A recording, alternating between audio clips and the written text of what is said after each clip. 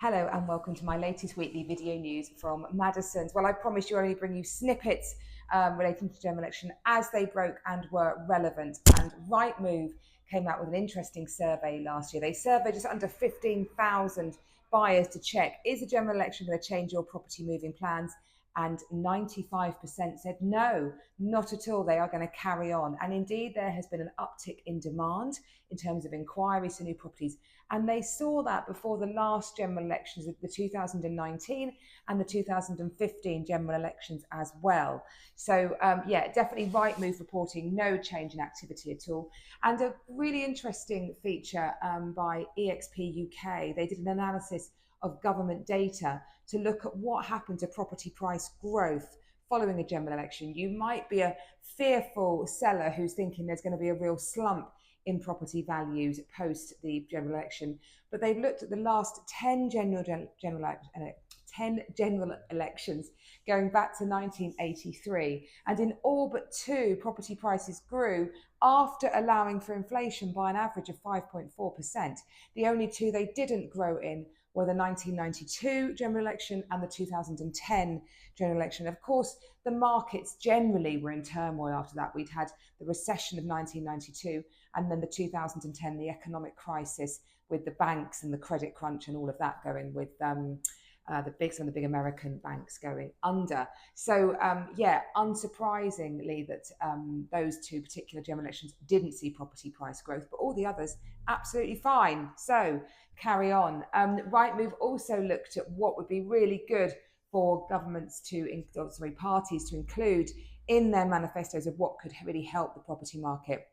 And a few key themes, really. Firstly, speeding up development and getting new homes built quicker and easier with less red tape and regulation, and helping first-time buyers get on to buy those. The deposit is often the big issue. Their rents are often comparable to what the mortgage would be. It's getting the deposit together that's the issue. And of course, first-time buyers have stamp duty relief up to 425,000 at the moment. They're exempt from paying stamp duty. That will change in April next year. That is going to go. So more help towards first-time buyers. Stamp duty, generally, there's a real feeling that that needs to be overhauled. It's very different across the country where you have really high property prices. It can be a real barrier to moving, and they felt that if there is a review more regionally done on that, that could really start to help the property process getting going. Making the property purchase process easier. So it's obviously quite difficult at the moment to get a property transaction through. There's a lot of steps that you have to go through. So not particularly easy at all. So can we speed up the conveyancing process? I would be a big fan of that, I have to say. And finally, greener incentives. So more to make our properties greener, to help us, encourage us to do more to help the environment by putting in greener measures to run our property, better incentives for homeowners to do that. So do read their blog. It's got a lot more detail on it about everything that's going on. Well, of course, one thing that would really stimulate the market at the moment would be for mortgage rates to come down. Inflation is getting down to its 2% target, about 2.4% at the moment. So it's getting there. The IMF thinks that mortgage rates, the International Monetary Policy Committee, thinks that thinks that it should be at 3.25% by the end of next year. We're obviously at 5.25 at the moment, so that would be a lot of cuts to get down to that, and it'd be interesting to see if it is cut later this month or if they hold on for another month. Well, with all this general election talk, one thing you might have missed was the abolishment of multiple dwelling relief in stamp duty. So Jeremy Hunt announced in his spring budget that that was going to be going on the 1st of June 2024, and it did. It's gone. It was basically put in place originally to encourage private investors into the investment arena, so buying a block of flats where they would therefore be able to have a lot of rental units available. But Jeremy Hunt, the Chancellor, felt that it was just abused.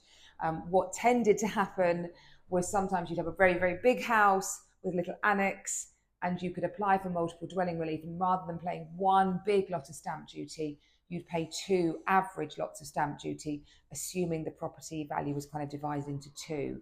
So it did save quite a lot of money. I had one seller that it saved over £90,000, where they had an annex, so the buyer who bought it, so it saved them over £90,000 in stamp duty. So yeah, but it wasn't particularly being used as it would. So that's gone. 1st of June, that's gone. That's no more. So that's a little change that did happen out there.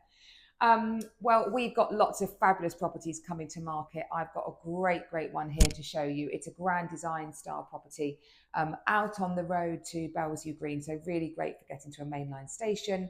It's a superb feel to it. The views are stunning.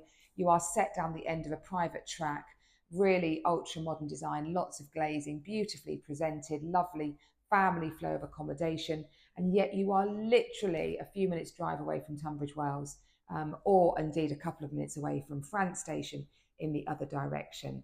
That's on at a guide of 2.5 million, but worth every penny in my mind. If that's of interest, do give us a call.